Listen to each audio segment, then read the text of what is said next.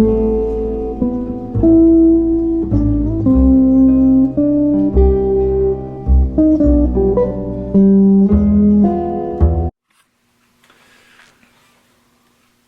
going to continue now with lesson 6, which is a continuation of the material from lesson 2, which dealt with everything melodic. By everything melodic, I mean scales and arpeggios and intervals. We'll try to at least cover some things about scales and arpeggios today. Maybe we may not get to intervals, but that'll be down the road. Just by way of review, in lesson 2, we talked a lot about playing scales on one string. And one thing that I perhaps did not mention that's a very good thing to do is to just learn to play scales, the familiar scales, major, harmonic, and melodic minor scales on just one string. For example, if I were playing just a C scale on the first string, I just play notes from the key of C.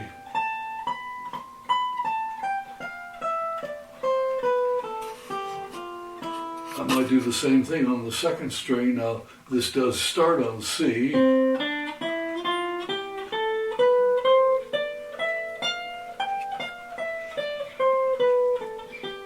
And so on. If I went to the third string, it's starting on G.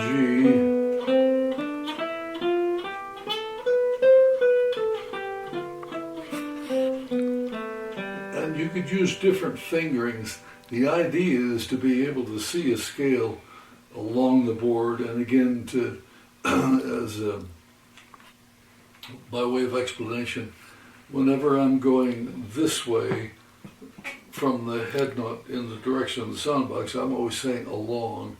If I go from the sixth string directly toward the first string, I'm calling that a cross.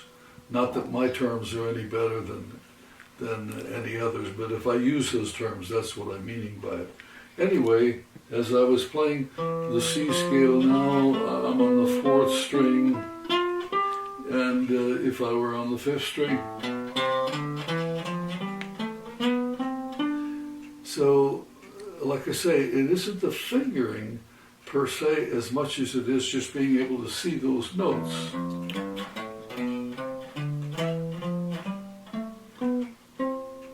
And so on. So likewise, if maybe you were playing the C harmonic minor scale,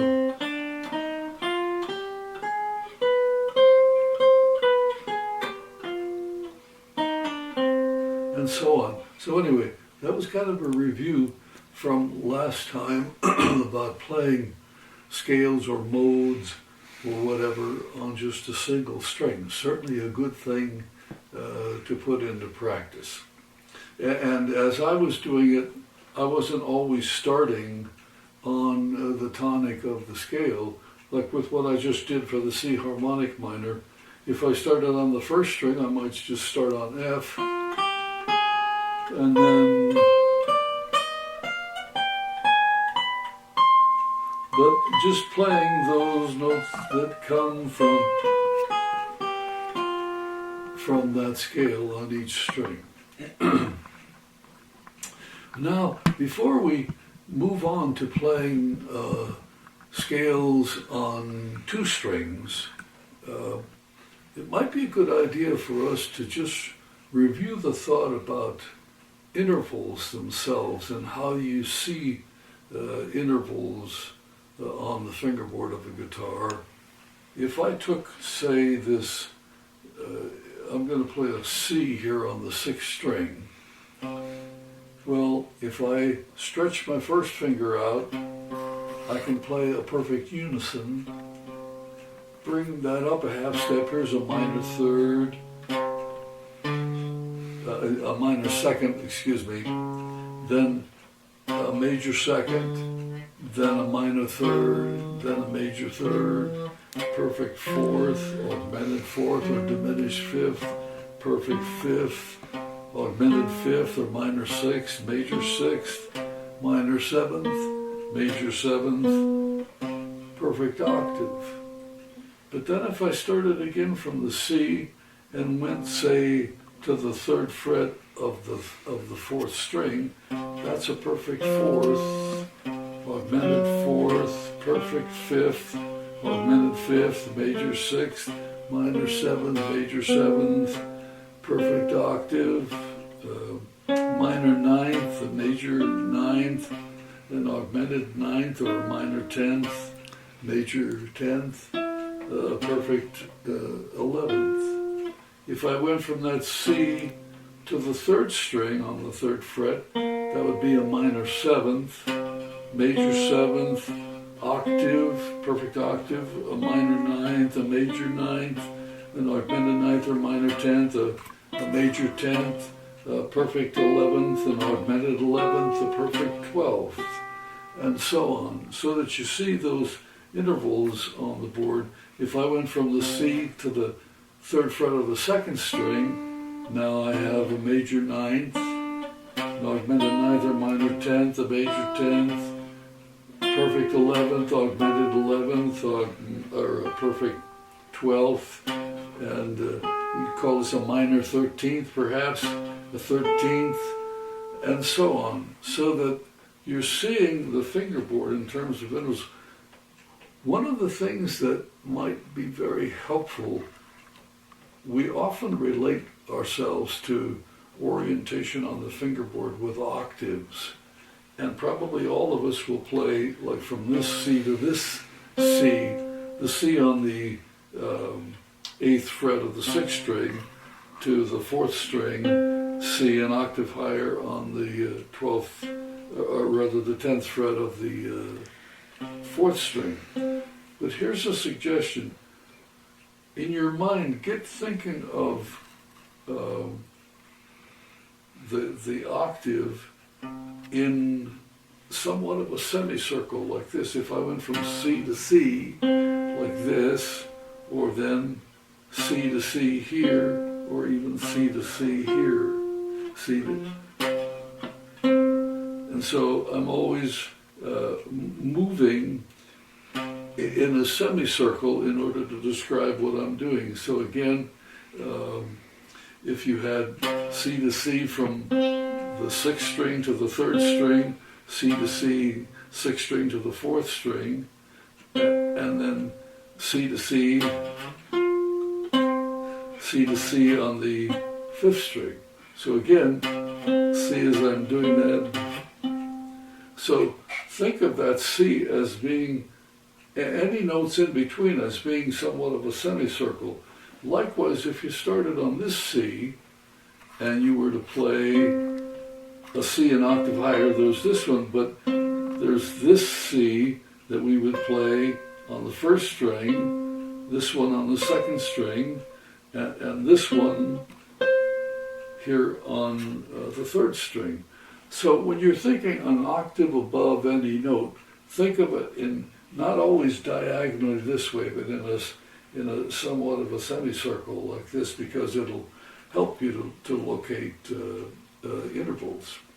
Well, having said that, last time we played scales on one string. This time we'll play scales on 2 adjacent strings. And so that's the way that I'll sometimes refer to this kind of a scale, a 2-string adjacent scale.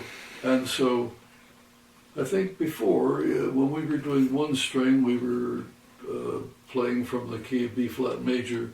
I'll do it similarly, but now I need to think about the tetrachords that will help me to locate things. So before I do that, let's just review some tetrachord names. If I play whole, well, if I play it like this, whole, whole, half, that's a major tetrachord. If I play whole, whole, half, that's a major. If I play whole, half, whole, that's a minor. if I play half, whole, whole, that's a Phrygian. If I play half, whole, half, that's a diminished. If I play whole, whole, whole, whole, that's a whole tone. If I play half, step and a half, half, that's a harmonic. If I play whole, half, if I play whole, half, step and a half, that's sometimes referred to as a Hungarian. If I play a step and a half, half, and then a whole, that's sometimes referred to as an Oriental tetrachord. And then sometimes even an enigmatic tetrachord is half, then step and a half, and then whole. So these combinations of half, whole, step and a half in those last three, they don't appear as often as those earlier ones.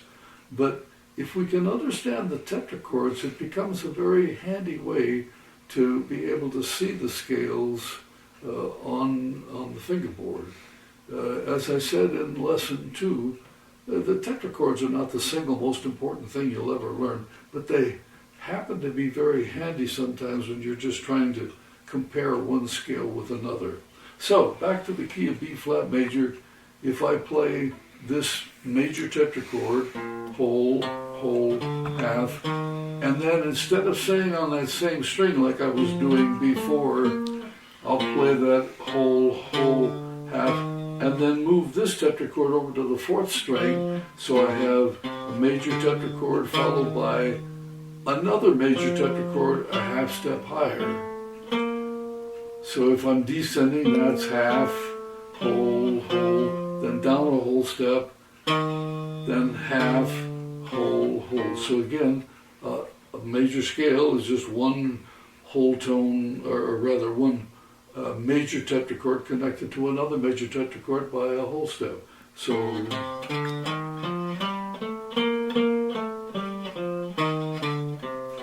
now if I played the next mode, where B flat is the parent scale, played a C Dorian, now I'll play a minor tetrachord, whole, half, whole, go up a whole step and play another minor tetrachord, whole, half, whole. Now I have a C Dorian.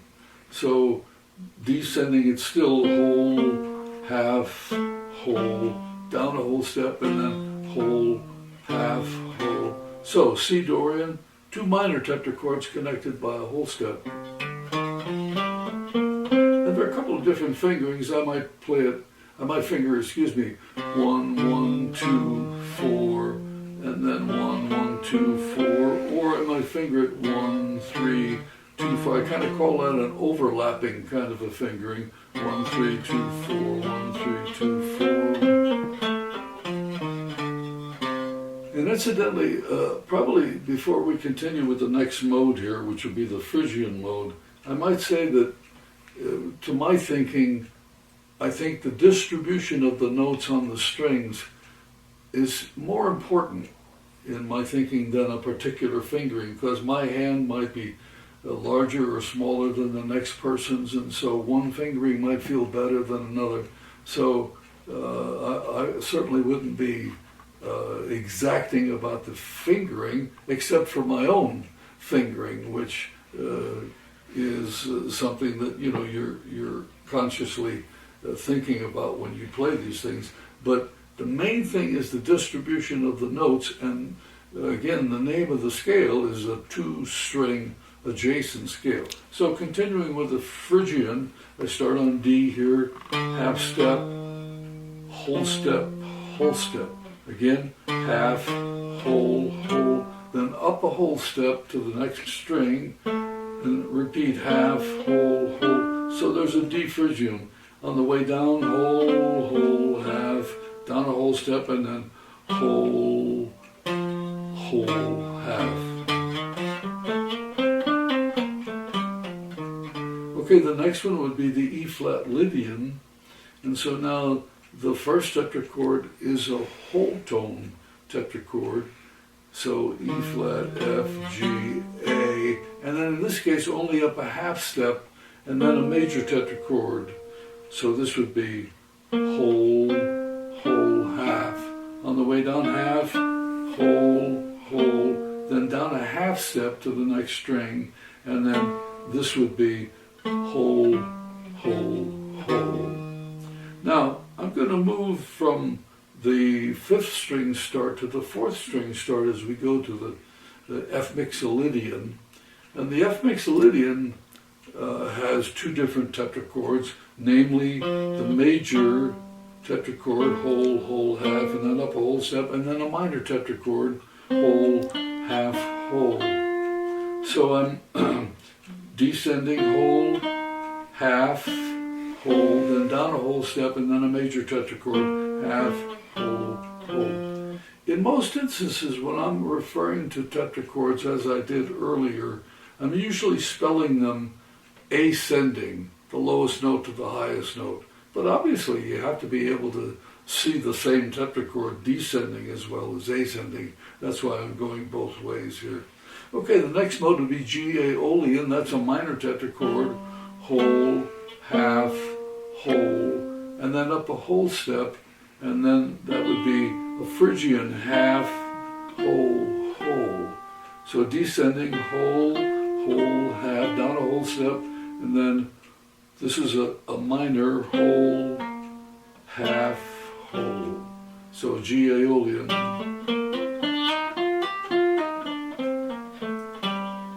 Now, an A Locrian is a Phrygian, half, whole, whole, and then up a half step, and then do a whole tone tetrachord, E flat to F to G to A. So on the way down, whole, whole, down a half step to the fourth string, and then this is a Phrygian, whole, whole, half. So notice that in those Greek modes, it's the L's, the Lydian and the Locrian. When you move from the first tetrachord to the second tetrachord, that's always a half step. All the others are all whole step. And then would be back to B flat major, so that would be whole, whole, half. Now notice that time I fingered it whole, whole, half with 1, 3, 4 slide. And then up a whole step, another major tetrachord, and this time I could finger it whole, 1, 1, 3, 4. So what influences my fingering often is how I want to phrase something. So let me go back to what we were doing. Oh, before we do that, before we go back and show some different fingerings in the interest of phrasing, where I stopped was this B flat. We could do the next octave by starting on the third string. Now I won't name all of those tetrachords, I'll just name the modes I'm playing. So here's B flat major, here's the B flat Ionian mode, and then you have to do a little squeeze shift, however, when you go from the third to the second string. Then a C Dorian, another squeeze shift. Then D Phrygian, squeeze shift. And then the E flat Lydian. And then this time, don't need it, the squeeze shift. And incidentally, the squeeze shift is where, like I was doing with the B flat, my second finger lines up with that note, but I want my first finger on it. So I anchor the little finger until I've found the note that I want with my first finger, which kind of squeezes the fingers together. Thus the name squeeze shift. But it sure helps in dealing with that difference in tuning between the third and the second string. So anyway, I played B flat Ionian, C Dorian, D Phrygian, E flat Lydian. Now I'll play F mixolydian, starting on the second string. So here's F mixed Lydian. This is a minor tetrachord, and this is a major. Then G Aeolian, minor Phrygian. Then A Locrian. And then a B flat major again.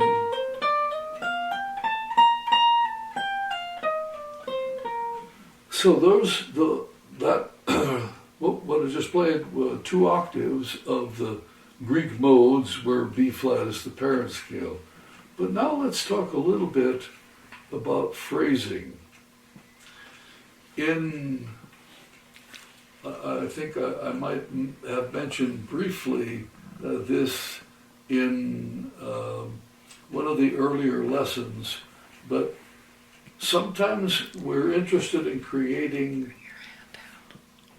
an even eighth note sort of a sound, and that would be characterized by slurring into the upbeat.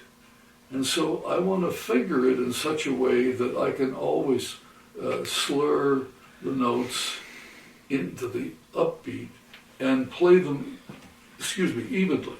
So here's the way I would do that.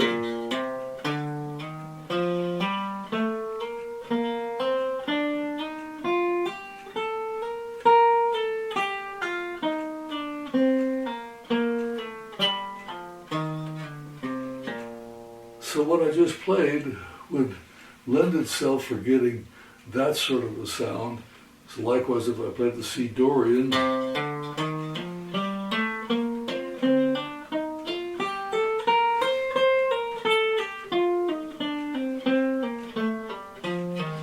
there's certainly nothing wrong in some instances what it calls for, whether you're playing with an even eighth note sort of a feeling, or you're playing with a swing, a triple eighth note kind of a feeling. There's nothing wrong with picking all of the notes, attacking all of the notes, but in many instances, what we have come to appreciate is that typical legato sound of even eighth notes characterized by slurs that go into the upbeat. And likewise with the swing inflection, the slurs that go in, that slur into the downbeat.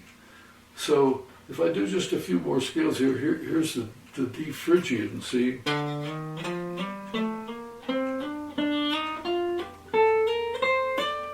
And so you hear that same sound.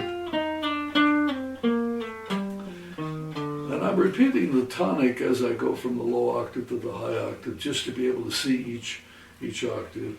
If I were doing this Lydian tetrachord here now or whole tone tetrachord for the E flat Lydian scale.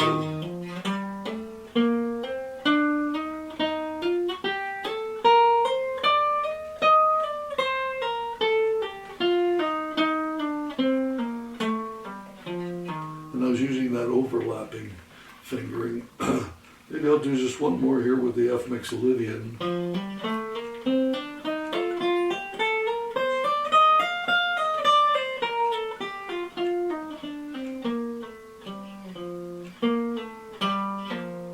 So, supposing you were trying to use those scales but getting a swing inflection from it, where now you're trying to slur into downbeats. The fingering is the same, the distribution is the same, but now we would change the entrance into the scale differently. I would start on the and of 4, or perhaps the and of 1, to have it to now have the same scale have a swing sound. So if I played 1, 2, 3, 4.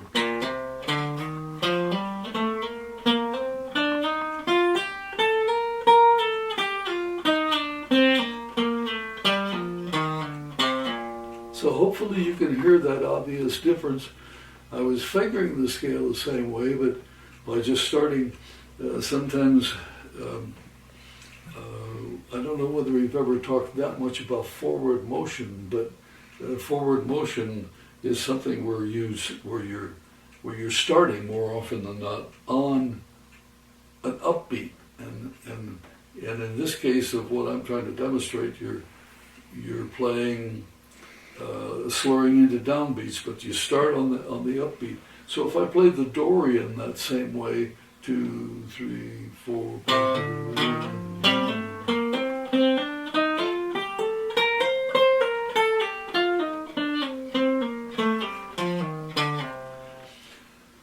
The one thing about playing with the swing inflection, however, is that you not only slur into downbeats, but you put a little accent on the upbeat, and that's what helps to give you the feeling of the pulse when you hear that accent on the upbeat. When you're playing even eighth notes and slurring into the upbeat, then the downbeat gets a little bit of an accent. But with the swing inflection, it seems as though the accent on the upbeat with the swing inflection is always a little bit more prominent than the accent on the downbeat with even eighth note sounds. So if I were playing, I think I played a D Phrygian, here's an E flat Lydian, 2, 3, 4.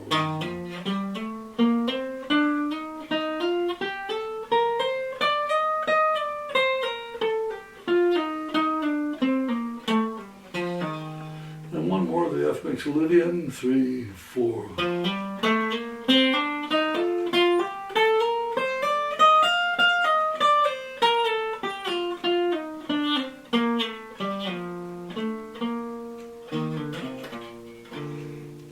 So, it's just a way of being able to distribute the notes on the fingerboard, and of course I'm obviously using legato picking, and by that I mean I'm playing with hammer-ons and pull-offs in order to get that more legato kind of a sound.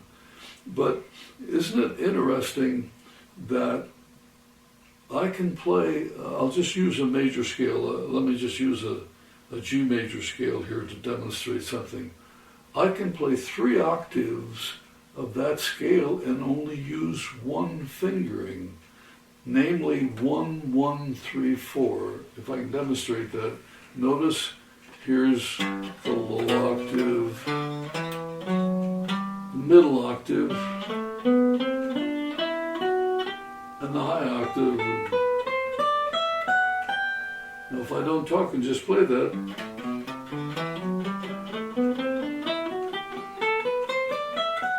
so I just played 3 octaves of a G major scale with only the one fingering. Now I was repeating the tonic in order for you to see each octave change as you progress through. So in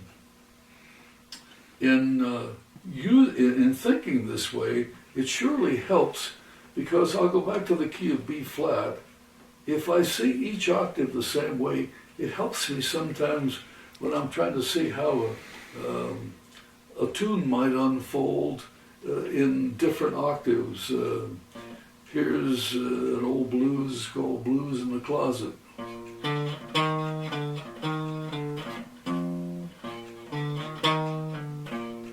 So notice,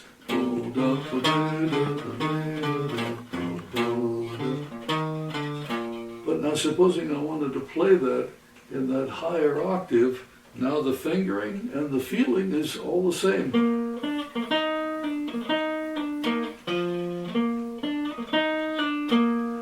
And if I moved it on to the high, here,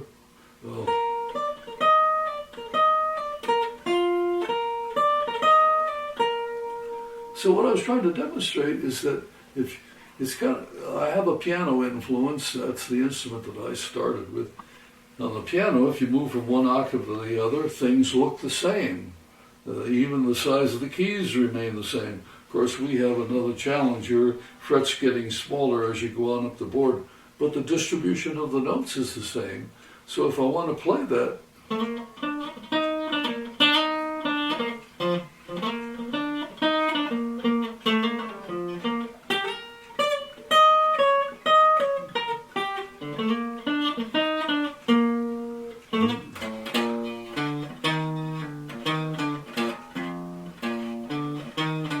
And so sometimes the ideas that you might want to repeat.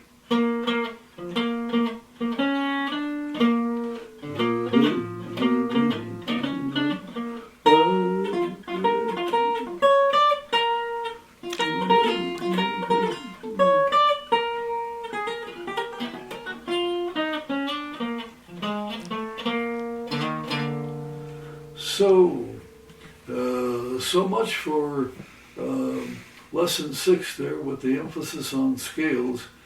Certainly as we continue, we'll need to address the subject of arpeggios and intervals. But enjoy. I don't have all the answers. I've mentioned that to you several times. But these are things that have helped me. Hopefully they'll help you.